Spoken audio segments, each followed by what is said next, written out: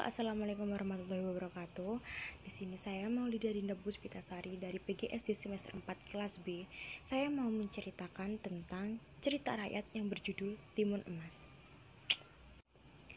Pada suatu desa, hiduplah seorang janda tua yang bernama Mbok Sami. Tiap hari dia menghabiskan waktunya sendirian karena Mbok Sami tidak mempunyai seorang anak. Sebenarnya dia ingin sekali mempunyai anak, tapi apa daya, Tuhan berkehendak lain. Ia belum mempunyai anak setelah suaminya meninggal. Pada suatu sore itu, Mbok Sami ingin pergi ke hutan untuk mencari kayu. Untuknya biasa dia gunakan untuk memasak. Tidak lama dari sebuah hutan itu, di tengah hutan, ia dikejutkan oleh sesosok raksasa yang sangat besar. Lalu, Mbok Sumi berkata, "Apa ini? Pertanda apa ini?" Seorang raksasa besar menghampiri Mbok Sumi lalu berkata, "Hei, mau kemana kamu?" Tanya raksasa itu. "Aku hanya mau mengumpulkan kayu bakat untukku menjadikan masakan." Mbok Sumi berkata, "Izinkan aku untuk lewat." "Hahaha, kamu boleh lewat setelah kamu memberiku seorang anak manusia untuk aku santap," jawab raksasa kejam itu. Lalu Mbok Sumi menjawab, "Tetapi aku tidak punya anak, bahkan aku pun ingin mempunyai anak." Lalu raksasa itu memberinya biji mentimun. Raksasa itu berkata, "Wahai wanita tua, ini aku berikan kau biji mentimun. Tanamlah biji ini di halaman rumahmu, dan setelah 2 minggu kau akan mendapatkan anak dari buah biji mentimun ini." Diberikanlah biji itu kepada si Mbok Sumi. Lalu Mbok Sumi berkata, "Apakah kau tidak bercanda, raksasa?" "Aku tidak bercanda. Tanam saja biji itu. Tapi kau harus berjanji, setelah anak itu berusia 6 tahun, kau harus menyerahkan anak itu kepadaku lagi," jawab Mbok Sumi. Setelah 2 minggu kemudian, mentimun itu pun nampak berbuah sangat lebat. Buahnya sangat banyak, baunya harum. Tetapi ada satu buah mentimun yang sangat sedikit besar. Mbok Sumi bingung di situ. Apakah ini bayi itu? Tanpa berpikir panjang, Mbok Sumi mengambil buah mentimun itu yang besar, lalu ia belah menjadi 2.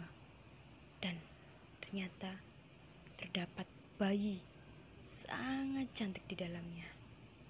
Bayi itu diberi nama Timun Emas. Hari berganti hari, bulan berganti bulan, tahun berganti tahun. Timun Emas pun tumbuh menjadi wanita cantik yang besar. 6 tahun setelahnya, raksasa itu tidak lupa dengan timun yang diberikan kepada Mbok Sumi. Raksasa itu pun datang. Mbok Sumi sungguh sangat ketakutan. "Harus bagaimana aku?" kata Mbok Sumi.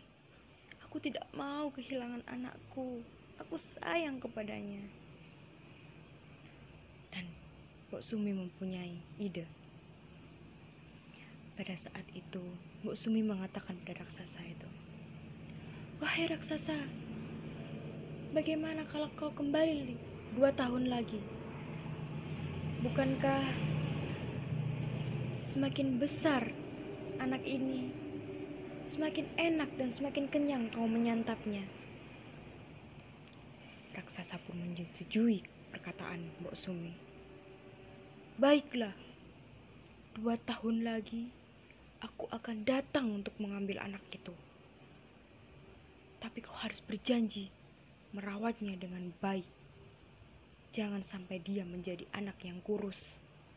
Aku sangat lapar," ucap raksasa itu. Lalu ia pergi meninggalkan Mbok Sumi. Waktu 2 tahun bukanlah waktu yang sangat lama. Semakin hari, Mbok Sami semakin sedih dan semakin cemas. Apa yang harus aku lakukan ya Allah? Aku harus apa? Aku tidak mau kehilangan anak satu-satunya. Aku sungguh menyayanginya. Dan di malam itu, Mbok Sami tertidur karena ia kelelahan. Terlalu banyak meneteskan air mata. Ia bermimpi bahwa di mimpinya Timun Mas harus menemui seorang petapa di sebuah gunung di dekat rumahnya.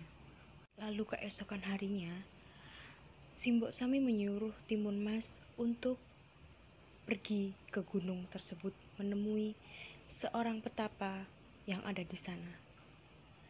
Timun Mas pun pergi sendiri untuk mencari seorang itu. Sampainya dia menemui sang petapa, Timun Mas menceritakan semua yang ia alami, yang disuruh dengan Mbok Sumi. Lalu si petapa itu memberikan 4 bungkusan kepada Timun Mas yang berisi biji timun mas, garam, jarum, dan terasi. Si petapa itu berkata, lemparkan satu persatu bingkisan ini saat kau sedang dikejar oleh raksasa itu. Tidak perlu takut Timun Mas, kau akan baik-baik saja, ucap si petapa tersebut. Sesampainya Timun Mas di rumah, ia mengatakan kepada Mbok Sami, tenang Mbok, kita akan baik-baik saja. Aku tidak akan dimakan oleh raksasa itu. Percaya Mbok.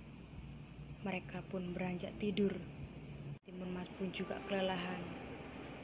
Perjalanannya terlalu jauh dan dia sangat-sangat lelah. Keesokan harinya, si raksasa datang lagi. Tepat di usia Timun Mas yang ke-8 tahun. Wahai wanita tua, mana anak itu? Aku sudah sangat lapar menunggunya. Mbok Simbok sangat ketakutan. Ia menangis menjerit kepada raksasa itu. Wahai raksasa, tolong jangan kau ambil anak ini. Aku sangat mencintainya. Makan saja aku, ucap Simbok. Raksasa sangat marah karena ia merasa dihianati oleh Simbok Sami. Simbok Sami pun menangis sejadi-jadinya. Tidak tega melihat Simbok menangis, Timun Mas pun keluar dari persembunyiannya. Raksasa jelek, ada apa? Aku di sini, ucap Timun Mas menantang raksasa. Hahaha, ternyata kau sudah sangat besar, Timun Mas. Sinilah, aku sudah tidak sabar untuk menyantapmu. Dagingmu pasti manis dan empuk. Aku lapar sekali, ucap raksasa itu. Oke, kamu boleh makan aku, asal kamu bisa ngejar aku. Dapetin aku. Hahaha, dasar bocah kecil. Timun Mas pun berlari menuju hutan, menghindari raksasa itu. Raksasa pun tetap mengejarnya. Lalu Timun Mas melemparkan satu persatu bingkisan yang diberi oleh petapa itu